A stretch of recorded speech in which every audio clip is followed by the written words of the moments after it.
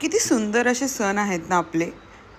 आता हा होळीचा सण आपण स्वतःहून त्या होळी करता म्हणजे सगळ्या पद्धतीने लाकडं जमा करतो, देन शेणाच्या गौऱ्या वगैरे आणतो आणि आपण इतकी सुंदर ती होळी सजवतो आणि नंतर आपण तिला जाळून देतो. बऱ्याच गोष्टी शिकण्यासारख्या आहेत ह्या पूर्ण प्रक्रियेतून, की आपण खूप काही गोष्टी करत असतो आपल्या लाईफमध्ये पण.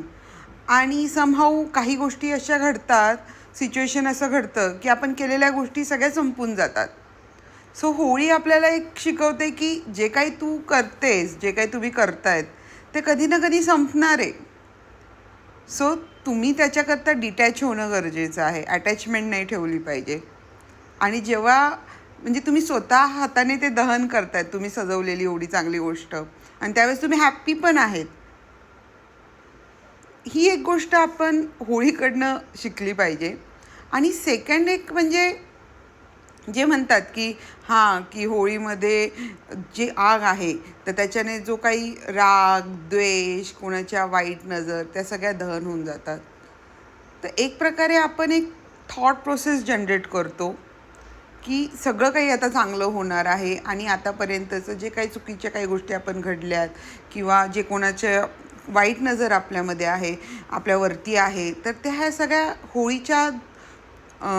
होळीची जी आग आहे त्याच्यामध्ये ते दहन होऊन जातात आणि आपण पण आपले जे राग, रुसवे, फुगवे आहेत ते विसरून नव्याने आयुष्य चालू करतो.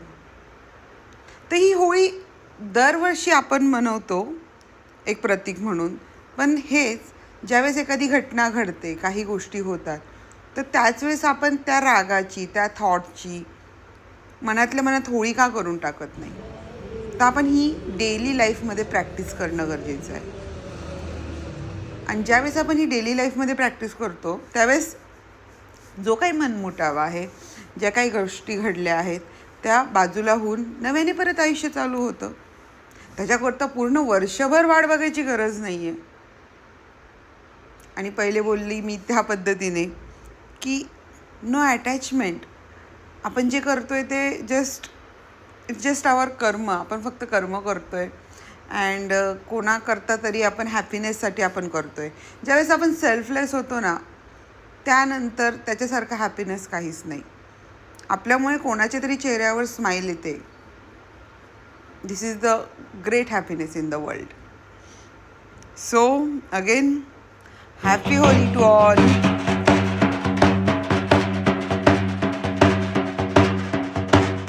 बोला तू बोला ना बाहेर.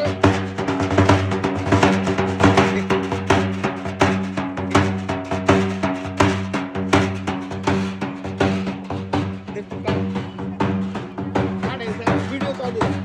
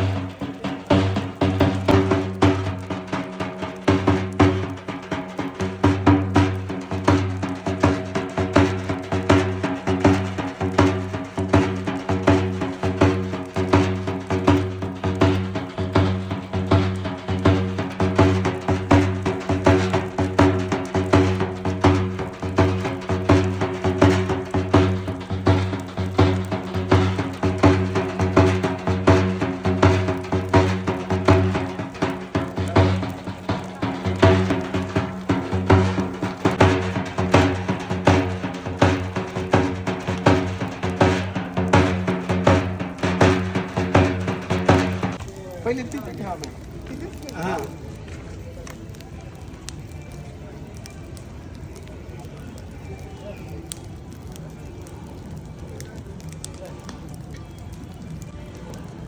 बारी रचली.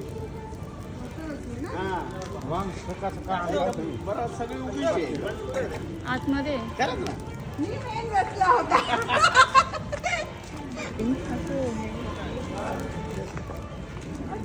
Happy Holy. Happy Holy.